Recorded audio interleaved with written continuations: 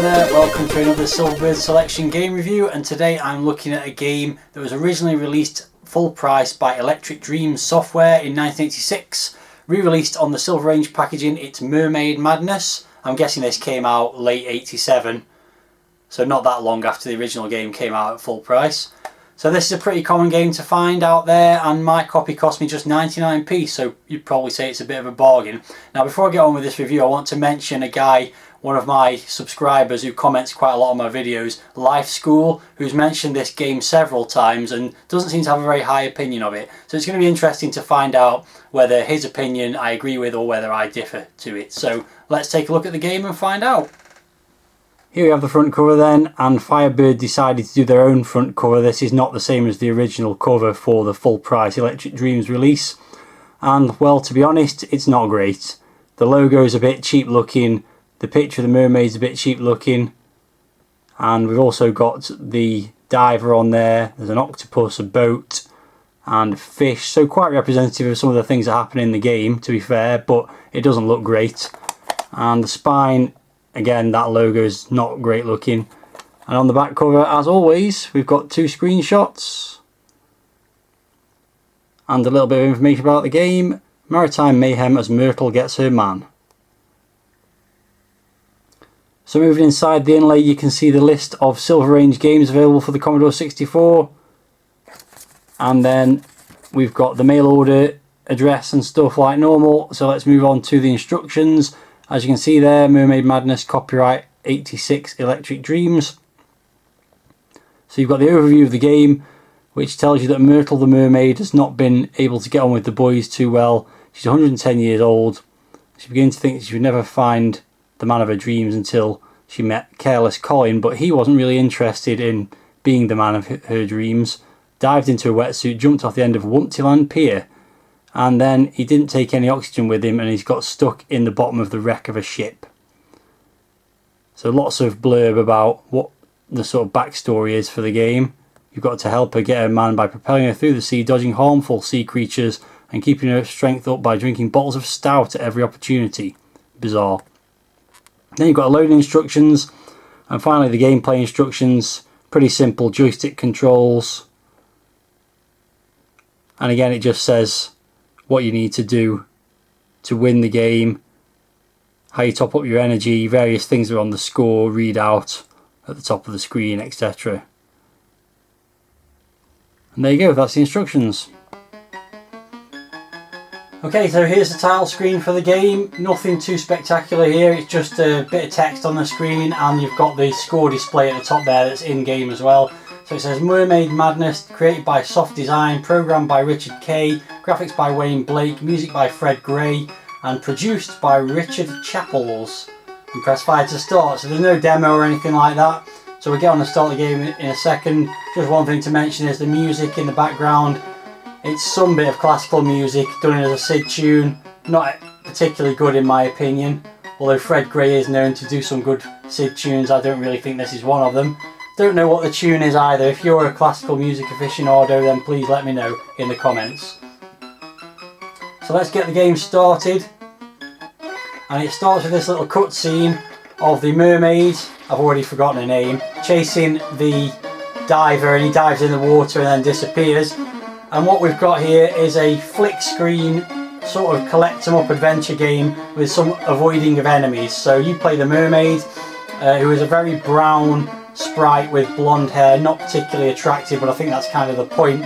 And you've got to navigate through these screens, find objects, use them to interact with the environment, and ultimately save Colin the diver from running out of air, which is indicated in the middle of the score display there. You've got his air supply in the middle, you've got a heart which beats faster when you get closer to him, you've got a bottle of stout, God knows why it's stout and it's green, but that's your energy effectively, which gets worn down by hitting enemies. And you've also got a score which is done as a percentage, which is like percentage completion of this adventure. So first thing we're going to do is head over. I've played this a few times, I know pretty much what you've got to do to complete the game, but I haven't actually completed it, not expecting to during this playthrough as well. So these are the bottles of stout that you pick up to top up your energy. Don't need to worry about those too much for the time being. You try and avoid contact with any of the sea creatures, which will drain your energy. There's also a few that kill you outright. So I'm making my way up here, starting to show you this screen here, which is completely in the dark. So here's your first puzzle, and actually this one's quite easy to solve because on this adjacent screen here, just get past this fish, is a lantern. You press fire to pick that up. You can see it now says in the inventory, which is an inventory of just one item only, that I've got the lantern. So it's a case of picking an item up and using it to navigate to another screen to solve a puzzle. Now you can see when I go on that screen that it's now lit up. So I'm just going to drop the lantern there and that'll stay lit up then. And you can also see on the right hand side at the top there's a block, and that block is destructible, and it's destructible with the next item that I'm going to go and pick up. So graphically the game is not too bad. The main sprite is very ugly, but the landscapes are quite nicely drawn, and the sort of enemies, the sea creatures, are quite nicely drawn but not very colourful. They're just a single colour sprite. So I'm going to head over to this side. Ooh, there we go. Past the wreck, past this pink stingray thing, into another cavern here, which you can also see if you look at the top of that cavern, that's got another destructible block. We'll get into how you destroy that in due course. But what I'm heading for here is this object at the bottom of the screen here is some dynamite. Just wait for this. Oh dear, that wasn't very good. So the seahorse has drained a bit of my energy there. Before we get the dynamite though, I'm just going to show you the next screen over here. Now this is your ultimate aim. You've got to get inside this wreck and rescue Colin the diver, who's trapped underneath it at the moment. So now you know where he is. Let's go and pick up this object, which is some dynamite. Dynamite 2 to be precise. There's several lots of dynamite around here in the game, and each one only breaks a certain block, as I've found by trial and error, and that one there won't get broken by this one, won't get destroyed. So another thing you learn by trial and error, and there's a lot of trial and error in this game, is that if you're on the same screen as the dynamite, when you drop it, it will blow you up and kill you, and that's the end of the game. So I'm not going to do that. And the third thing is, if you drop the dynamite, you can't pick it up again and it explodes, so you definitely don't want to drop it by mistake either. So I'm heading down here with the aim of destroying that block there. I'm just going to drop the dynamite and run, top up a bit of health while I'm there waiting.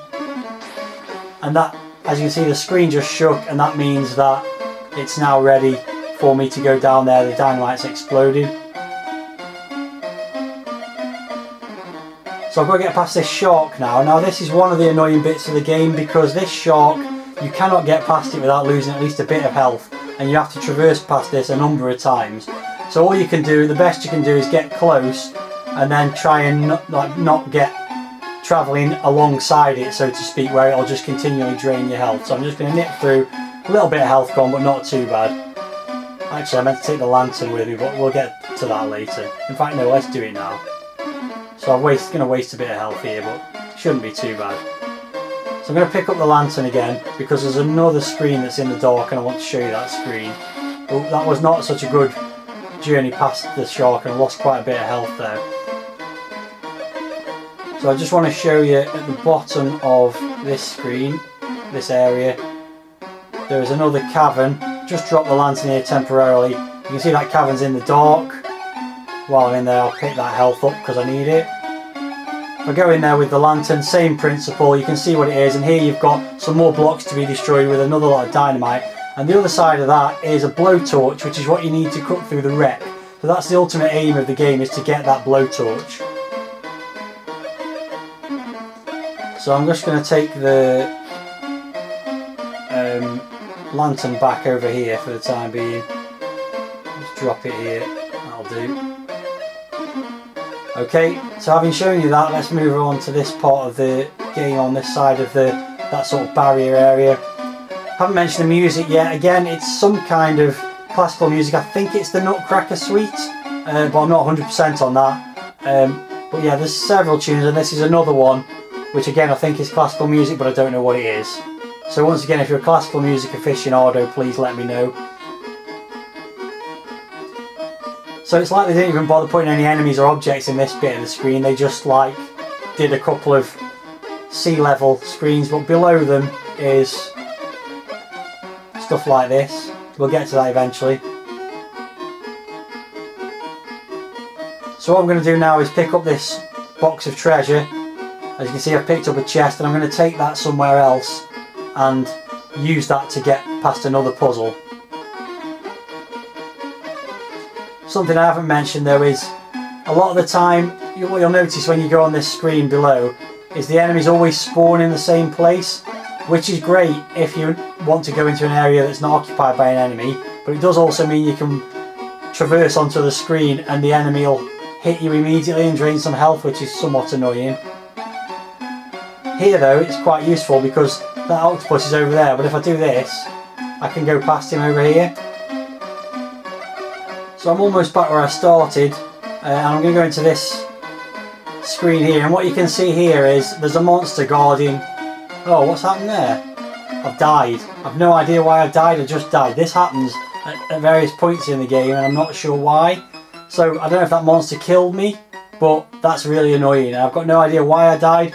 The idea was I was going to give that chest to the monster and that would draw him away, but that didn't happen for some reason, and I'm not really sure why. So I'm going to have to play through again, which I was hoping I wouldn't have to do. Okay, so I'm back at the point I was before, more quickly this time. I wonder if actually the diver had run out of air because of how much faffing around I was doing. So I've done the early parts of the puzzles quite quickly this time, so I'm just going to go in here and dump this chest before this thing kills me, if that's indeed what happened. So I'm just going to throw that there. You can see he disappears, and I can just pick up some stat while I'm there. You can then get through to this bit of the ship, and as you can see you can't get to the diver at the moment, but that's where you have to cut through with the blowtorch ultimately, or cutting torch, whatever you call it.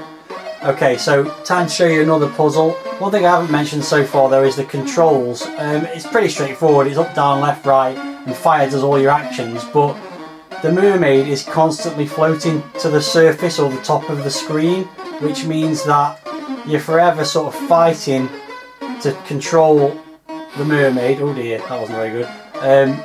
She just generally is really hard to control. She's really slow, and it's like you're fighting against the joystick the whole time. It's really quite frustrating and unnecessary. She also gets stuck in the scenery at times as well, which can cause problems in some points of the game. So anyway, next job is I'm going to pick up this tyre, head back again. Basically there's a ton of backtracking in this game, which makes it very annoying. It's basically get an object from one side of this sort of little tunnel, take it to the other side, then take an object from that side back to the first side, and so on and so forth. And yeah, it gets a little bit frustrating to say the least.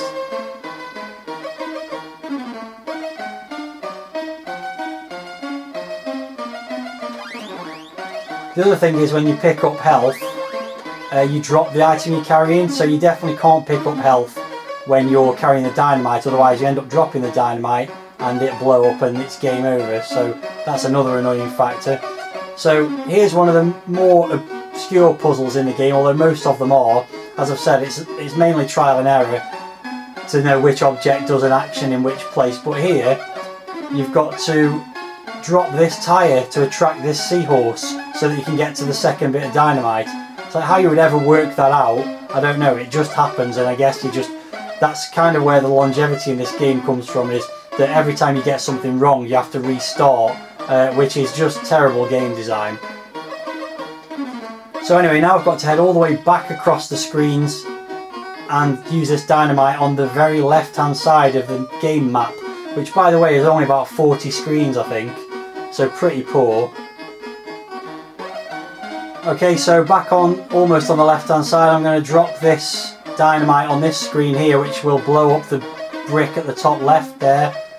While I'm doing that, well, while that's happening, I'm going to just grab this extra health there. So you can see I'm already at 52% completion of the game, and I haven't really been playing it for that long despite the restart. So now I've got some salt Now here's a puzzle that does make a little bit more sense.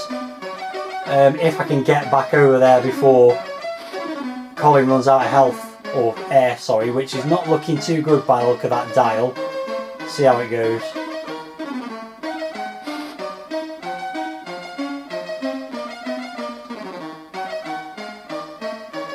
So yes, once again I'm going all the way over to the far side of the screen.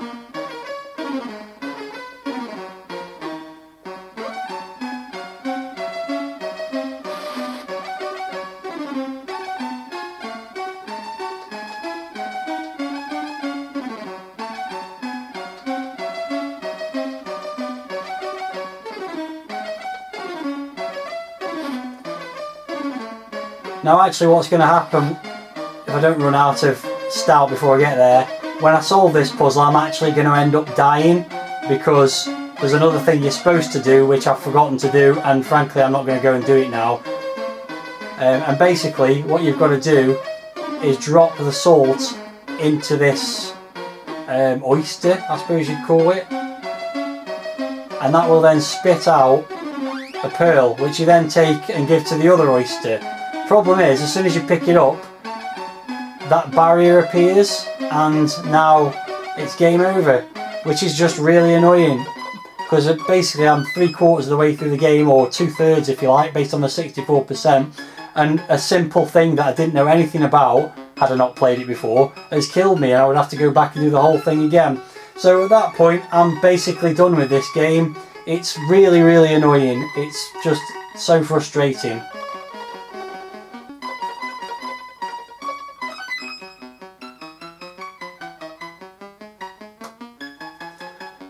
So without further ado, let's get on and do the game review scores. So firstly, the packaging I thought was pretty poor. The image on the front cover was not great.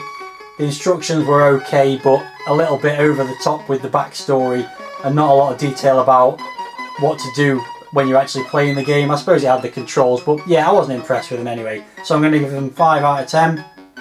Presentation, pretty dull. I mean, you've got a title screen, you've got some music, but not much else. So I'm going to give that 6. It's inoffensive, I suppose. Graphics I'm also going to give 6. I think the background landscape sort of graphics are quite nicely done. Some of the objects and some of the sea creatures look okay, but they're only single colour sprites. The main sprite is very ugly. So I'm going to go with 6 out of 10 for the graphics.